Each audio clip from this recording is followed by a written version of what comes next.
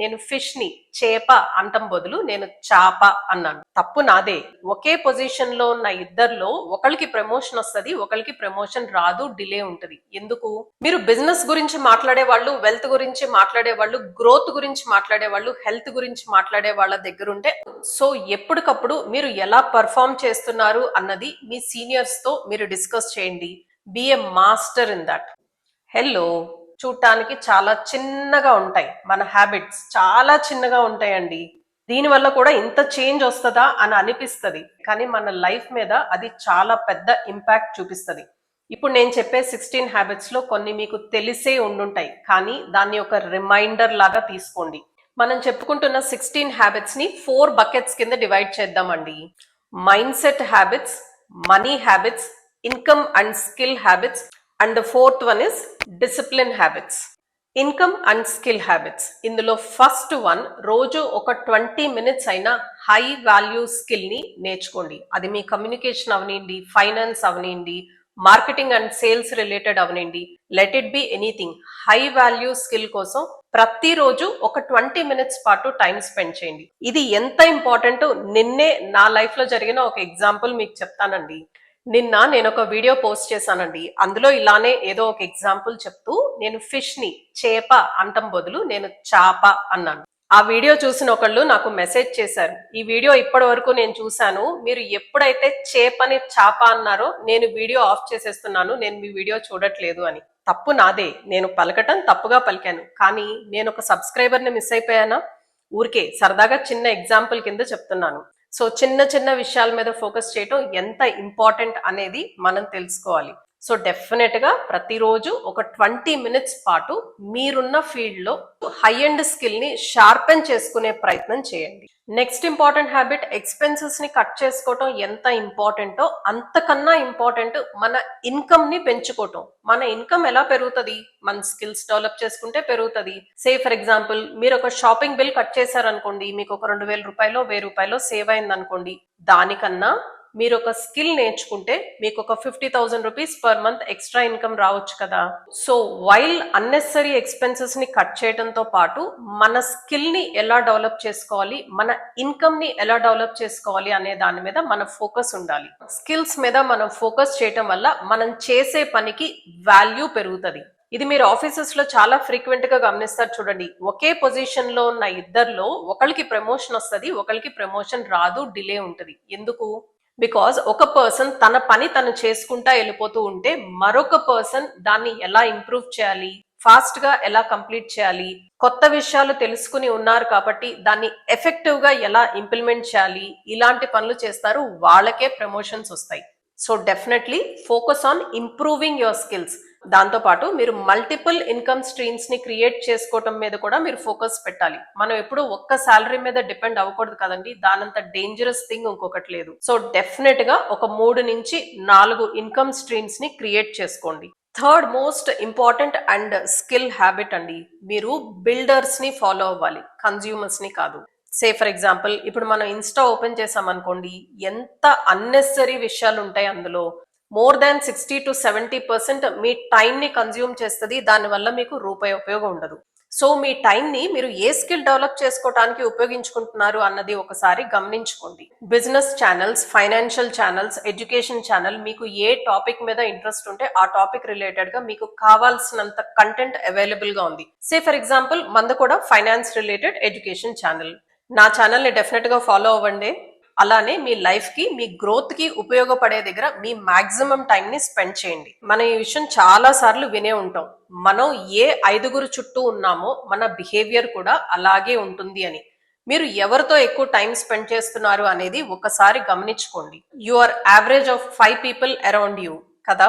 మీరు బిజినెస్ గురించి మాట్లాడే వాళ్ళు, వెల్త్ గురించి మాట్లాడే వాళ్ళు, గ్రోత్ గురించి మాట్లాడే వాళ్ళు, హెల్త్ గురించి మాట్లాడే వాళ్ళ దగ్గర ఉంటే ఆటోమేటిక్ గా మీ హ్యాబిట్స్ కూడా ఆ సైడ్ టర్న్ అవుతాయి. ఆ ఇన్ఫ్లుయెన్స్ మీ మీద కూడా ఉంటుంది. రిపుల్ ఎఫెక్ట్ అంటారు కదా. సే ఫర్ ఎగ్జాంపుల్, మీరు ప్లెయిన్ గా ఉన్న వాటర్ లో ఒక చిన్న స్టోన్ పడేశారు అనుకోండి, ఆ స్టోన్ పడిన దగ్గర మాత్రమే వాటర్ కదులుతుందా? కాదు కదా, చుట్టూ వేవ్స్ క్రియేట్ అవుతుంది, అవునా? అలానే మనం ఎవరి దగ్గర ఉంటున్నామో ఆ ఇంపాక్ట్ మన లైఫ్ మీద కూడా చాలా ఎక్కువగా ఉంటుంది. గ్రోత్ మైండ్ సెట్ ఉన్న కంటెంట్ మీరు కన్జ్యూమ్ చేసుకుంటూ గ్రోత్ మైండ్ సెట్ ఉన్న వాళ్ళ చుట్టూ మీరుంటే ఆటోమేటిక్ గా మీ మైండ్ సెట్ కూడా మారుతుంది, అలాగే మీకు కొత్త ఐడియాస్ రావడం స్టార్ట్ అవుతుంది. Follow people who build you, so automatically you will start building. ఏమంటారు? Next important habit, ask for value based upgrade. Say for example మీరు వర్క్ చేస్తున్నారు అనుకోండి, మీ వర్క్ ప్లేస్ లో నేను చాలా బాగా వర్క్ చేస్తున్నాను, నన్ను ఎవరో ఒకళ్ళు నోటీస్ చేస్తారు అనుకునే భ్రమలో ఉండకండి. Nobody has so much time, especially offices లో. సో ఎప్పటికప్పుడు మీరు ఎలా పర్ఫామ్ చేస్తున్నారు అన్నది మీ సీనియర్స్ తో మీరు డిస్కస్ చేయండి, మీ కొలీగ్స్ తో మీరు డిస్కస్ చేయండి, ఎక్స్పీరియన్స్ ఉన్న పీపుల్ తో మీరు డిస్కస్ చేయండి. మీరు ఏ వర్క్ బాగా చేస్తున్నారు, మీరు కొత్తగా తీసుకొచ్చిన చేంజెస్ ఏంటి, దాని వల్ల రిజల్ట్స్ ఏంటి అనేది ఒక నోట్ ప్యాడ్ పెట్టుకుని అందులో నోట్ చేసుకోండి. నా వర్క్ నేను పర్ఫెక్ట్ గా చేస్తున్నాను, ఐ విల్ గెట్ నోటీస్డ్ అనే పద్ధతిలో కాకుండా మీ సీనియర్స్ ని మీరే ప్రోయాక్టివ్ గా అప్రోచ్ అవ్వండి. మీకు వచ్చిన ఫీడ్బ్యాక్ ని పాజిటివ్ గా ఓపెన్ మైండ్ తో యాక్సెప్ట్ చేసి మీరు ఎక్కడెక్కడ ఇంప్రూవ్ చేసుకోవాలో ఆ ప్లేసెస్ లో ఇంప్రూవ్ అయ్యే ప్రయత్నం చేయండి. కొత్త రెస్పాన్సిబిలిటీస్ ని తీసుకోవడానికి రెడీగా ఓపెన్ గా ఉండండి. గుర్తుపెట్టుకోండి, మీరు చేసే ఒక చిన్న కాన్వర్జేషన్ మీ ఇన్కమ్ ని, మీ గ్రోత్ కి అది పెద్ద ఇంపాక్ట్ తీసుకొస్తుంది అన్న విషయాన్ని మిస్ అవ్వద్దు. And the next important skill మీరు డెవలప్ చేసుకోవాల్సింది, ఒక్క స్కిల్ ని మీరు సెలెక్ట్ చేసుకోండి. It can be anything. మీ ఫీల్డ్ రిలేటెడ్ గా మీకు ఏది కంఫర్టబుల్ అనిపిస్తే అది. Say for example communication skill అనుకోండి, be a master in that. మీరు 10 స్కిల్స్ నేర్చుకోవాల్సిన అవసరం లేదు. మీ ఫీల్డ్ లో మీకు ఏది సూట్ అవుతుంది అనుకున్నారో అందులో పర్ఫెక్ట్ గా ఉండే ప్రయత్నం చేయండి. బ్రూస్లీ అన్నమాట మీలో చాలా మందికి తెలిసే ఉంటుంది కదా, I don't practice 100 skills a day, but I practice one skill 100 times every day అని. సో ఒక్క స్కిల్ ని కోర్ స్కిల్ గా పెట్టుకొని దాని చుట్టూ మీరు డెవలప్ చేసుకుంటే ఆ ఒక్క స్కిల్ లో నుంచే మీకు 100 డోర్స్ ఓపెన్ అవుతాయి అన్న విషయాన్ని మిస్ అవ్వద్దు. Next one, discipline habits. ఒక్క హ్యాబిట్ ని, మీకున్న ఒక్క రాంగ్ హ్యాబిట్ ని, నెలలో ఒక్క డిస్ట్రాక్షన్ ని కంప్లీట్ గా రిమూవ్ చేయండి. సే ఫర్ ఎగ్జాంపుల్ మీకు ఎక్సెసివ్ గా టీవీ చూసేది అలవాటు ఉండి మీకు చాలా టైం వేస్ట్ అవుతుంది అని మీకు అనిపించింది అనుకోండి, మీరు రోజు 1 గంటన్నర 2 గంటల పాటు టీవీ దగ్గర టైం స్పెండ్ చేస్తుంటే, అన్నెసరీ విషయాల్ని కన్జ్యూమ్ చేసుకుంటూ ఉంటుంటే, మీరు దాన్ని హాఫ్ అన్ అవర్ కో 1 అవర్ కో రెడ్యూస్ చేయండి. సడన్ గా 1 డేలో చేసేయాల్సిన అవసరం లేదండి. ఒక 1 మంత్ టార్గెట్ పెట్టుకొని మీ డిస్ట్రాక్షన్ ని మీరు కంప్లీట్ గా రిమూవ్ చేసే ప్రయత్నం చేయండి. ఇక్కడ అసలు ఎంటర్టైన్మెంటే వద్దు అనేది నా ఉద్దేశం కాదు, కానీ టైం వేస్ట్ అయ్యే పనుల్ని, డిస్ట్రాక్షన్స్ ని అవాయిడ్ చేయండి. ఇంకా ఇన్స్టా రీల్స్ గురించి మనం ఎంత తక్కువ మాట్లాడుకుంటే అంత బెటర్. ఒక్కసారి ఓపెన్ చేసి స్క్రోల్ చేయడం స్టార్ట్ చేసామంటే 1 అవర్ ఎప్పుడు అయిపోయిందో కూడా మనకు తెలియదు కదా. అలాగే మీకు ఎక్సెసివ్ గా ఆన్లైన్ షాపింగ్ చేసే అలవాటు ఉందనుకోండి, కనిపించిన ప్రతిదీ కొనేయటం, దాన్ని అవాయిడ్ చేసే ప్రయత్నం చేయండి. సో మీ డిస్ట్రాక్షన్ ఎలాంటిదైనా సరే ఆ డిస్ట్రాక్షన్ ని ఒక్కొక్కటిగా మీ లైఫ్ లో నుంచి రిమూవ్ చేయండి. అన్ని ఒక్కసారి చేయాల్సిన అవసరం లేదు, 1 at a time. ఈ మంత్ ఒక డిస్ట్రాక్షన్ ని మీరు రిమూవ్ చేస్తే నెక్స్ట్ మంత్ ఇంకో డిస్ట్రాక్షన్ ని రిమూవ్ చేయండి. ఈ చిన్న డిసిప్లిన్ వల్ల మీకు చాలా టైం మిగులుతుంది. ఆ టైం ని మీ గ్రోత్ కు ఉపయోగపడే పనులు ఏదైనా చేయడానికి స్పెండ్ చేయండి. సెకండ్ డిసిప్లిన్ హ్యాబిట్ ఇస్, మీరు చేసే టాస్క్.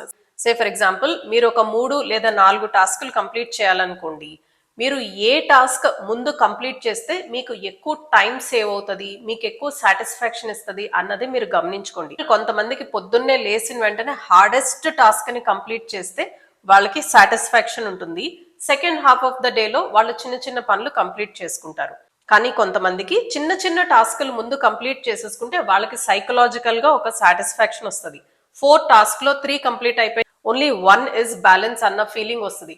సో మీ మైండ్ సెట్ కి మీకు ఏది సాటిస్ఫాక్షన్ ఇస్తుంది, దేని వల్ల మీకు ఎక్కువ అడ్వాంటేజ్ ఉన్నది అన్నది గమనించుకొని అకార్డింగ్లీ మీ టాస్క్ ని మీరు ప్లాన్ చేసుకోండి. Third important discipline habit is, no చెప్పటం నేర్చుకోండి. ప్రతి దానికి ఎస్ అనొద్దు. ఇది మనలో చాలా మంది చేసే మిస్టేక్ అండి. మనకి నో చెప్పటమే చేత కాదు. నో చెప్పటం చేత కాకపోవటం వల్ల మన టైం వేస్ట్ అవుతుంది, మన మనీ వేస్ట్ అవుతుంది, మన ఎనర్జీ వేస్ట్ అవుతుంది. గమనించారా? ఒక్కొక్కసారి మనకి నో చెప్పడం చేతగాక పెద్ద పెద్ద అప్పులు కూడా ఇచ్చేస్తూ ఉంటాం. ఆ డబ్బులు మళ్ళీ ఎప్పటికీ మనకి తిరిగి రావు.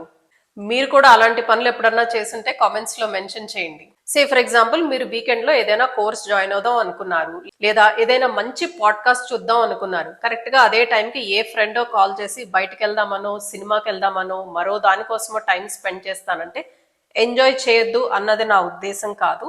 కానీ ఎక్కడ నో చెప్పాలో తెలుసుకునుండి నిర్మోహమాటంగా నో చెప్పండి.